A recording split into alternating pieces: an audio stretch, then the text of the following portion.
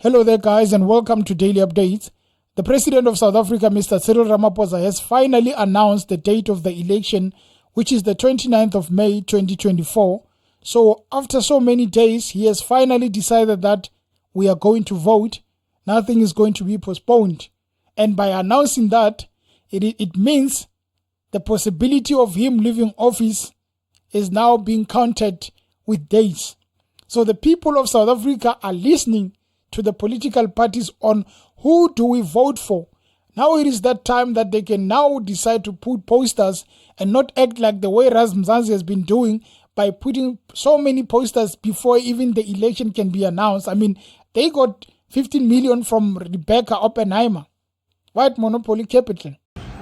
Rather tell a voter the truth and say, no, Mama, the t-shirt, but we're still going to order. When we get them, you'll get them. Don't say, no, I'll sign here first and then I'll come tomorrow, because you know you don't have t-shirts. And that is who we are as Ras Mzansi. People, like you say, they don't trust politicians. They don't trust anything, especially at this time. They know it's election time. People will say and do anything they need to say and do to get a vote.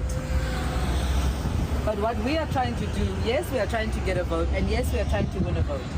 But what we are really trying to do is restore hope in the people of this country, restore trust in politics and in the people. So when Ghana says, look happy, living in school, you must smell nice, you must look good, it's not for your own vanity.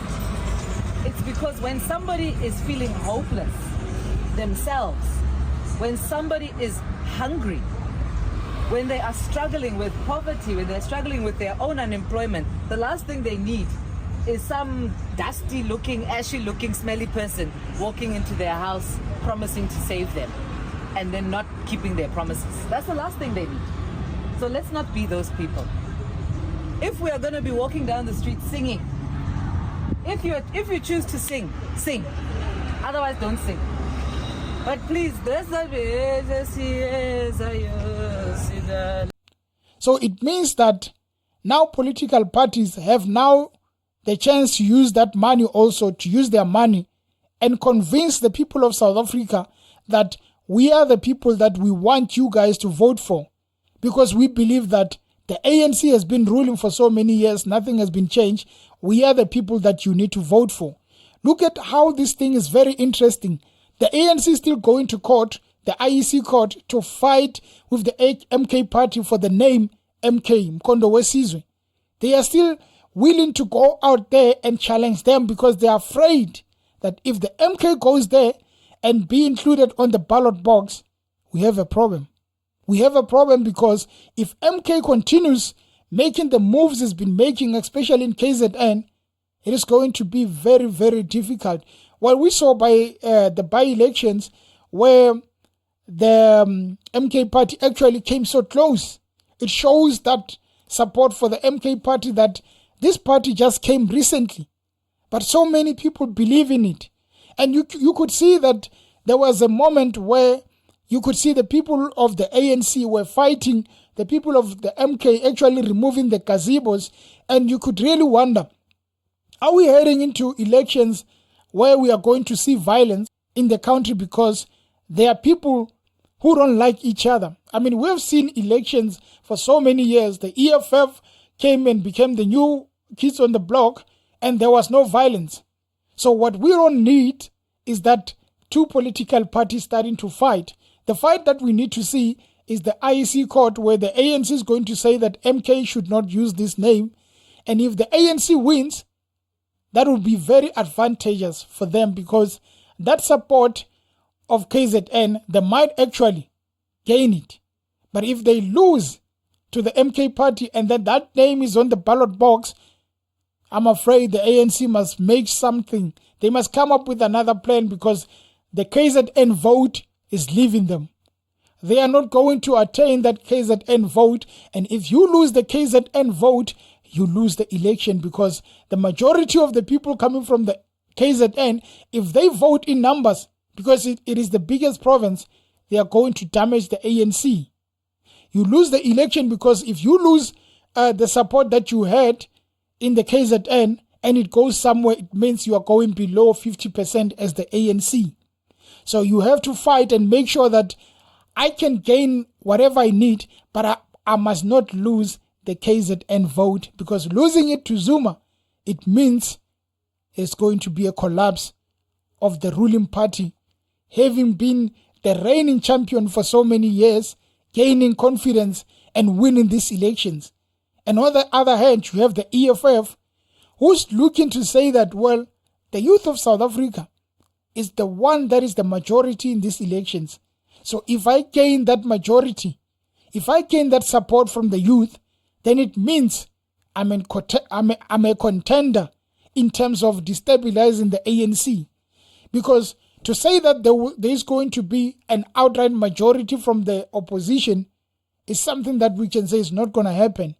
But if those parties, if those opposition parties, if MK Party gets lucky and win, if the EFF gains more of the youth, you are seeing a change in the ANC losing more power.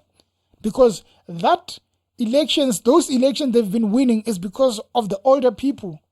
Now the youth is deciding that we are not voting for the ANC. You are going to see a very, very interesting change in the Electoral Commission, in the elections. And on the other hand, you have the DA, which I think it is a shadow of itself. Musi Maimane is the last leader of the DA who was working hard. Steenhuisen is not going to do anything for the DA because it looks like they are looking at what is trending and they are using that. While you have the Freedom Front Plus on the other side, who is going to take those votes from the DA and use it on themselves. Now the DA might really be shaken as an opposition, and if it gets shaken, say bye-bye to the DA, say bye-bye to the ANC, because those two parties, if they lose support, it means the election is no longer going to the ANC.